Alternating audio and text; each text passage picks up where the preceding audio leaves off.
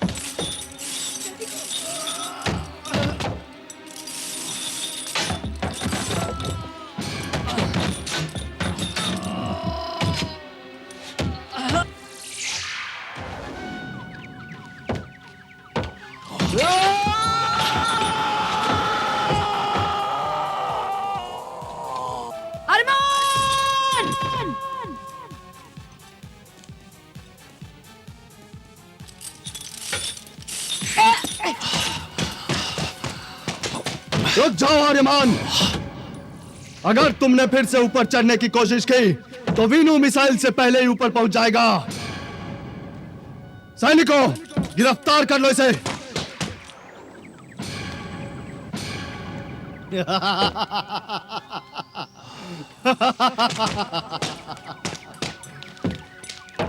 देखा भतीजे, हो गया ना तेरा ब्रह्मांड का योद्धा गिरफ्तार।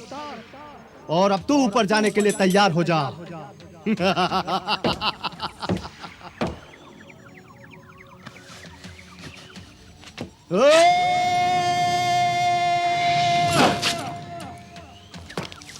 तुम्हें बहुत अचंभा हो रहा होगा आर्यमान कि मैंने अपने भतीजे को मिसाइल से क्यों बांध रखा है।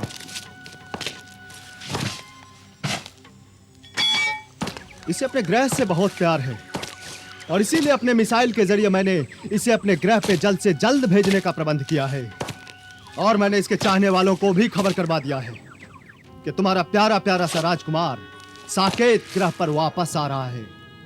वो बेसब्री से राजमहल के बाहर उसका इंतजार कर रहे होंगे, मगर अफसोस वो मिल नहीं पाएंगे, क्योंकि उनके आंखों के सामने आकाश में एक विस्फोट होगा और उनके प्यारे प्यारे से राजकुमार के चिथड़े चिथड़े उड़ जाएंगे। तुम अपने आप को ब्रह्मांड का योद्धा समझते हो ना? अगर इसे बचा सकते हो तो बचा लो। ये तो जा रहा है अपनी अंतिम यात्रा पर।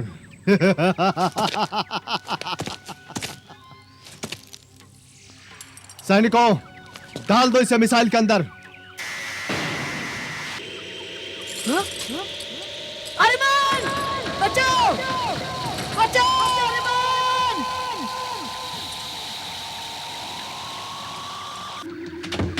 छोड़ो मुझे! छोड़ो! छोड़ो!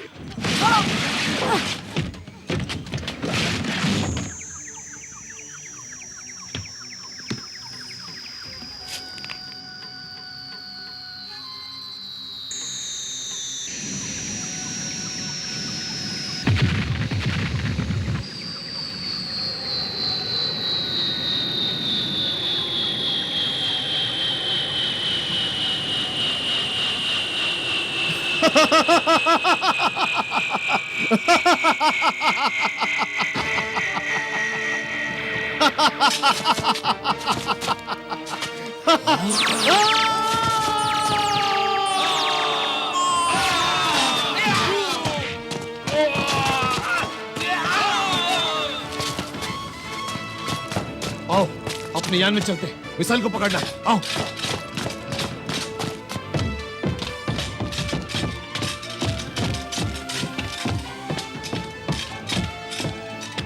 आओ टोबो।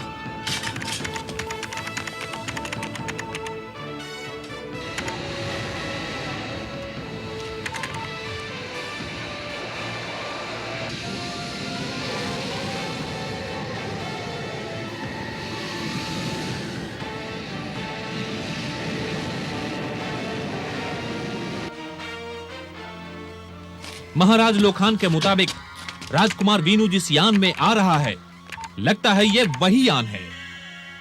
परंतु ये यान नहीं, ये तो मिसाइल है। देखो राजकुमार वीनू, इसके अंदर है क्या? हाँ है।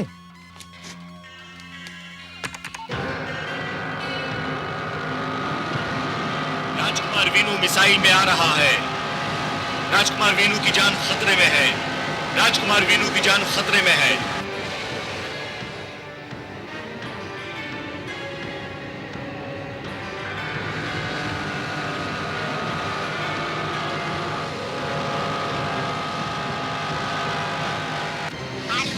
हम लोग मिसाइल के करीब पहुंच रहे हैं। अच्छा,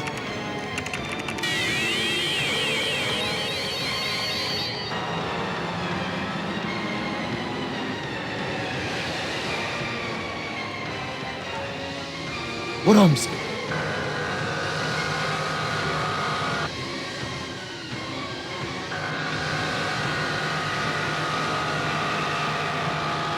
ये वायुयान किसका है?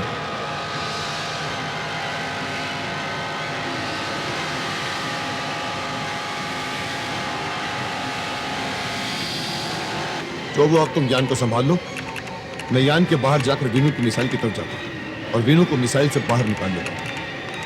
इस दौरान तुम यान को वीनू की मिसाइल के करीब रखना और उसकी रफ्तार से अपनी रफ्तार बनाए रखना। तुम चिंता मत करो, वीनू को बचाओ, मैं सब संभाल लूंगा। और जो ये नहीं संभाल पाया वो मैं संभाल लूंगा। बस मुझे इतना बता दो कि संभालना क्या है। तुम यहाँ पर आके बैठो बस। आओ बैठो। अरमान, दिव्य वस्त्र के साथ शीश कवच पहनना न और सुनो आर्यमान, जल्दी करना। साकेत ग्रह के वातावरण में घुसने से पहले वीनू को बचा लेना, क्योंकि मिसाइल वहां के वातावरण में घुसते ही पूरी तरह जल जाएगा। ठीक है। और हाँ, मैं जैसे ही वीनू को मिसाइल से बाहर निकाल लूं, अपने यान की रफ्तार कम कर लेना। ठीक है।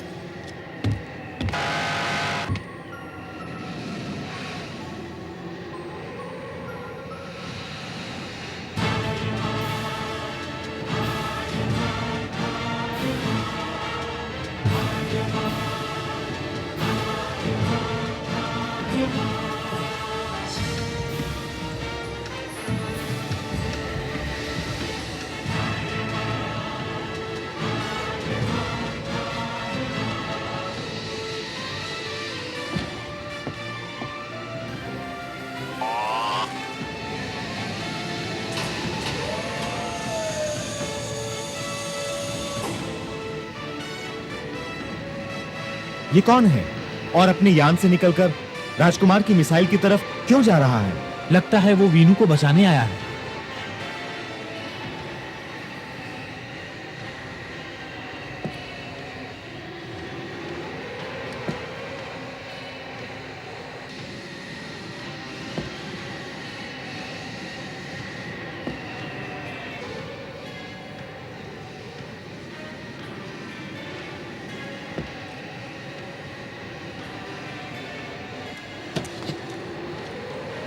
आर्यमान, साकेत ग्रह का वातावरण 4300 योजन रह गया है।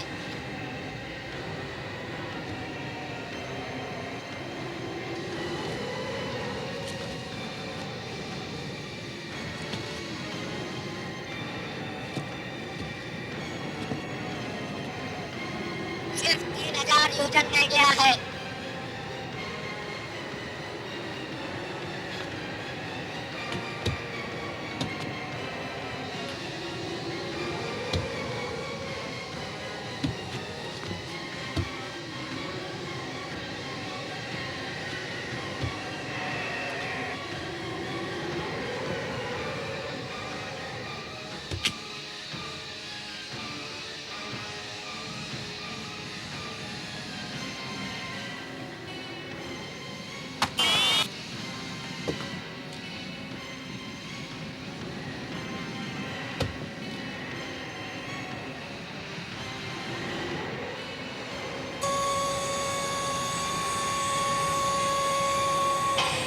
आर्यमान, जल्दी करना।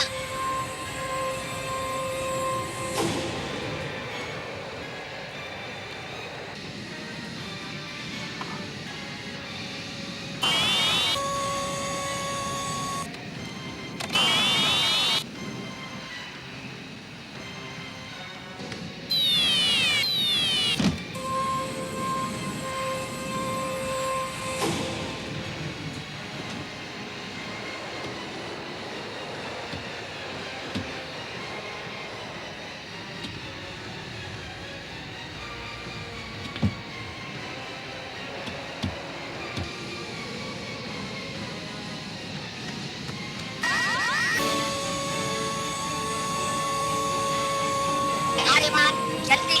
वातावरण केवल 1050 योजन रह गया है।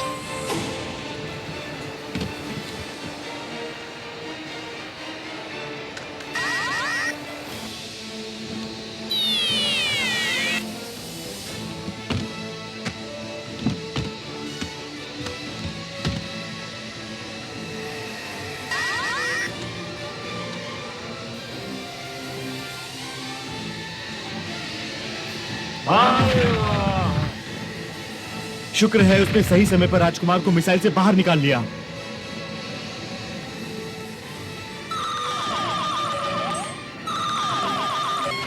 चिपको, लगता है यंत्र खराब हो गया। सीढ़ी अंदर नहीं आ रही। आर्यमान, तुम्हें वीनू को लेकर खुद आना होगा। वो बहादुर है, बचा लेगा।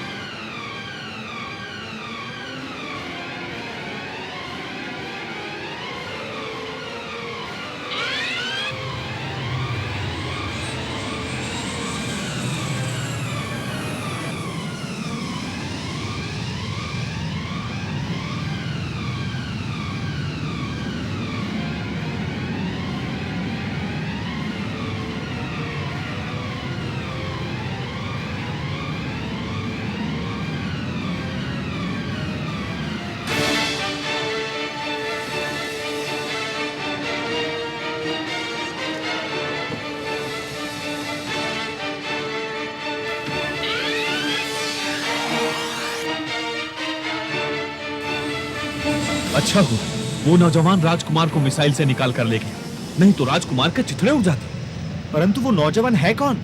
ये है आर्यमान, ब्रह्मांड का महान योद्धा।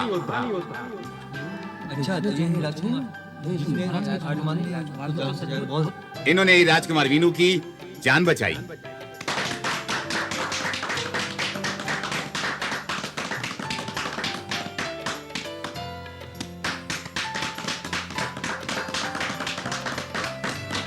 आइए आर्यमान।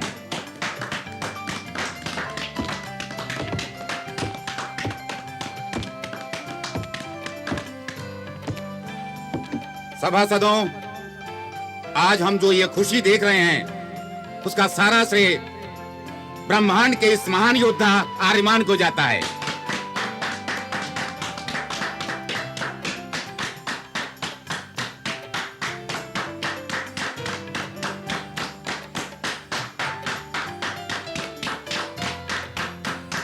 ये तो हमने अपनी आंखों से देखा कि किस तरह आर्यमान ने बिना अपनी जान की परवाह किए राजकुमार वीनू को मौत के शिकंजे से छुड़ाया।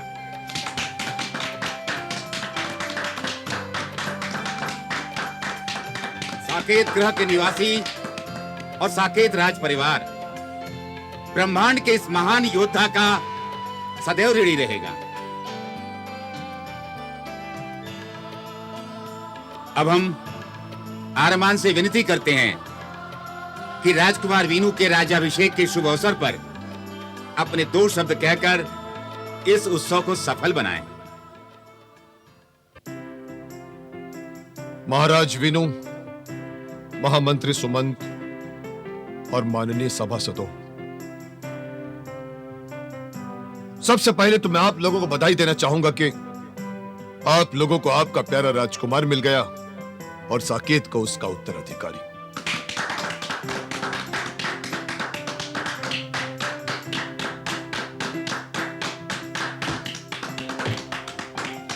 जीवन एक अनबुझ पहेली है कि कब कौन मिल जाए और कब कौन बिछुड़ जाए। राजकुमार वीनू से मुलाकात होना भी अपने आप में एक संयोग था। उसके बाद घटनाक्रम कुछ ऐसा चला कि हम दोनों अनजाने में ही एक साथ हो लिए और आज यहां आपके इस ग्रह साकेत में पहुंच गए। सज्जनों, राज परिवार पर संकट आना, चालाकियों और चालबाजियों का शिकार होना, कदम कदम पर नई चुनौतियों का सामना करना एक राजा के लिए अनिवार्य होता है। वो नए नए अनुभवों के दौर से गुजरता है और इसीलिए राजा के श्री, साहस और सूझबूझ में बढ़ोतरी होती है।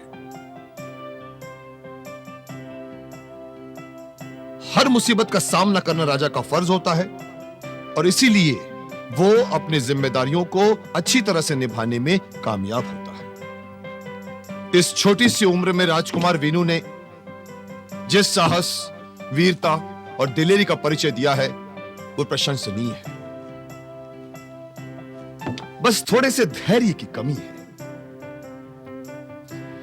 मगर मैं मानता हूं कि उसकी नींव हमारे साथ बिताए गए चंद लम्हों के बीच पड़ चुकी होगी। वैसे इनका भविष्य उज्जवल है।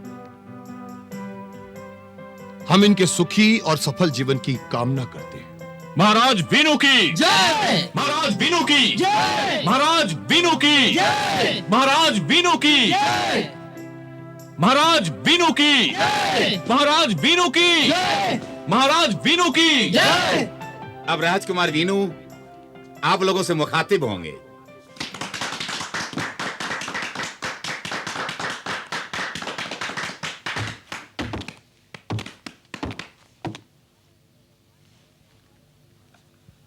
आदरणीय ब्रह्मांड का योद्धा आर्यमान,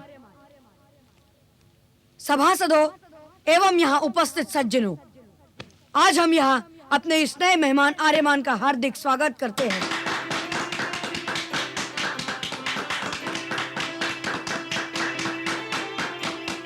हमारा जीवन अब इनका ऋणी है।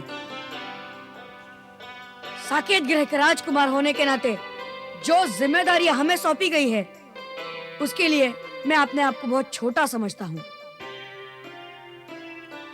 मुझ में अनुभव की कमी है। मैं नहीं समझता हूँ कि अपने इस छोटी सी उम्र में इतने बड़े राज्य का भार अपने इन कंधों पर संभाल पाऊंगा। इसीलिए इस राजगद्दी को मैं त्यागता हूँ।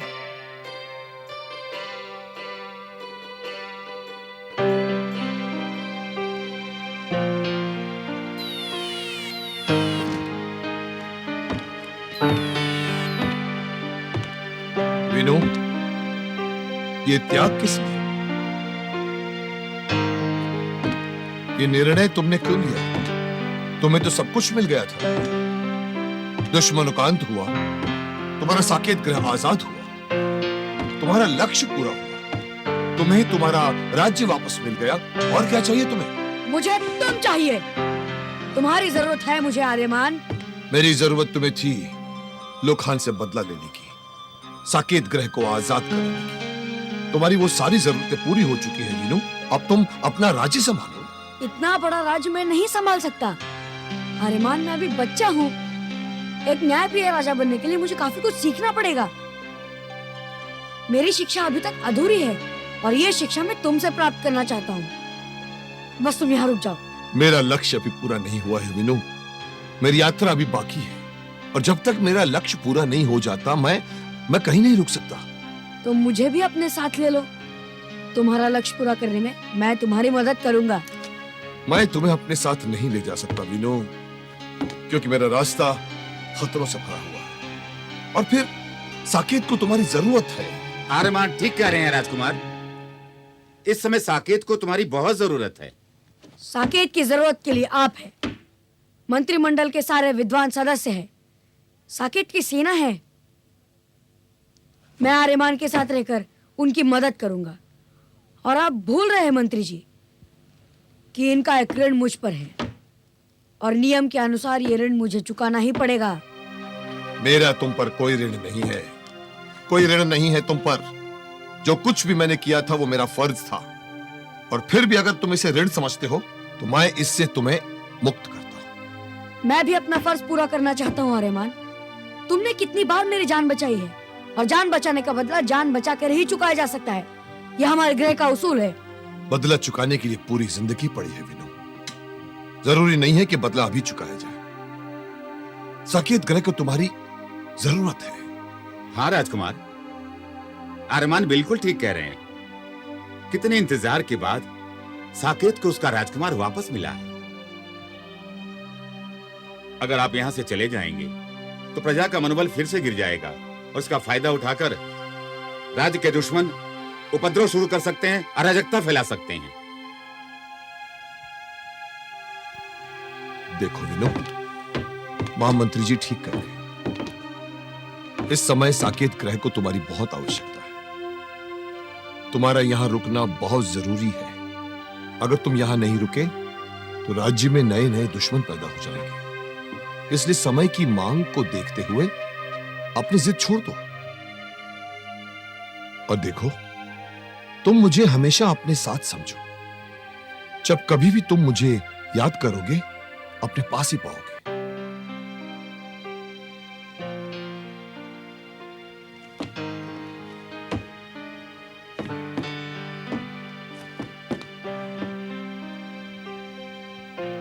ठीक है, कैसे तुम्हारी आज्ञा।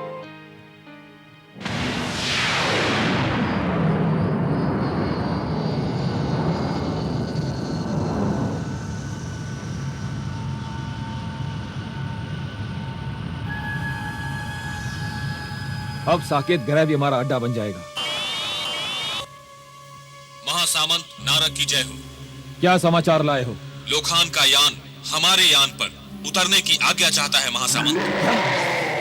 लोखान का यान? लगता है वो आर्यमान को लेके आ रहा है। बेवकूफों, अभी तक उसको उतरने की आज्ञा क्यों नहीं दी? जाओ, उतरने दो उसको। जो आज्ञा। आर्यमान, आर्यमान, आर्यमान।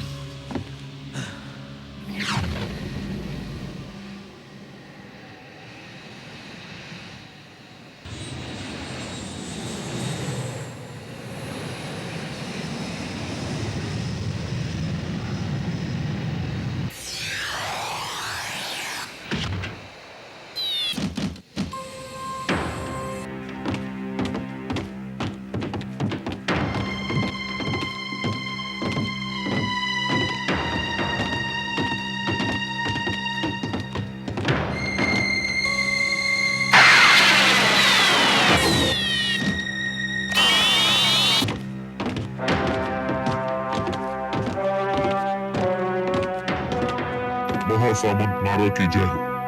तुम? आर्यमान कहाँ है? महासामंत नारद, आर्यमान को तो हम नहीं ला सके। परंतु लोखान ने हमसे वादा किया था कि वो बहुत जल्दी आर्यमान को हमारे हवाले कर देगा। लोखान कहाँ है? महासामंत नारद, लोखान मारा गया। किसने मारा हमारे लोखान को? आर्यमान ने। आर्यमान आर्यमान आर्यमान आर्यमान मेरी हर बाजी पलट देता है।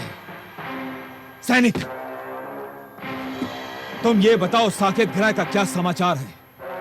साकेत ग्रह पर वीनू का राज स्थापित हो गया। वीनू को साकेत का राजा घोषित कर दिया गया। और महासामंत नारद, ये सब आर्यमान की मौजूदगी में हुआ। तो इसका मतलब आर्यमान अभी तक साकेत ग्रह पर है। चालाक, तुम शीघ्र अपने सैनिकों को साकेत ग्रह पर भेजो और आर्यमान की मौत की खबर हमें सुनाओ। जाओ। अब मेरे लिए क्या आज्ञा है महासामंत नारद? देखो, तुम यहां से सीधा साकेत ग्रह पहुंचो और वहां के एक एक पल की खबर हमें दो। जो हो। और सुनो, अगर तुमने हमारे लिए अच्छा काम किया तो हो सकता है कि एक दिन तुम साकेत ग्रह के उप मुख्यमंत्री या राज्याधिकारी बना दिए जाओ। आप फिक्र न करें महासामंत नारद, मैं आपको सारी सूचनाएं और साकेत में आपके लिए सारी व्यवस्था कर दूंगा। तुम जल्दी साकेत ग्रह पहुंचो और आर्यमान को पकड़वाने में हमारे सैनिकों की मदद करो। जाओ। जो आज्ञा महासामंत नारद।